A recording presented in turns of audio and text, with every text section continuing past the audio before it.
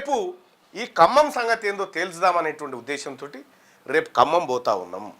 తెలంగాణ రాజ్యాధికార పార్టీ ఖమ్మం భూదాన్ భూములలో ఇల్లు కట్టుకుంటే ఆ ఇళ్లను కూల్చివేస్తే నడి రోడ్డు మీద పడ్డటువంటి బాధితులకు అండగా ఉండేందుకు తెలంగాణ రాజ్యాధికార పార్టీ మా నాయకత్వం అంతా మేము ఖమ్మం పోతా ఉన్నాము.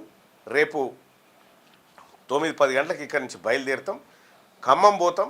ఖమ్మంలో వాస్తవ పరిస్థితులు ఏందో అక్కడ ప్రజలకు వివరించే ప్రయత్నం చేస్తాం. ఆ భూములు వెనకాల ఉన్నటువంటి మతిలాబు పూర్తి రికార్డులతో పోబోతా ఉన్నాం. ఎవరేం చేస్తూ ఉన్నారు, దాని వెనకాల ఎవరున్నారు, కుండ బద్దలు కొట్టినట్టు అక్కడ మాట్లాడడానికి సిద్ధమవుతా ఉన్నాం.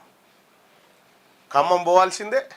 ఇక్కడ గాంధీ సరోవర్ పేరుతోని ఇంకా అది పూర్తి స్థాయిలో క్లారిటీ రాలేదు, అది వచ్చిన తర్వాత అక్కడికి కూడా వెళ్తాం.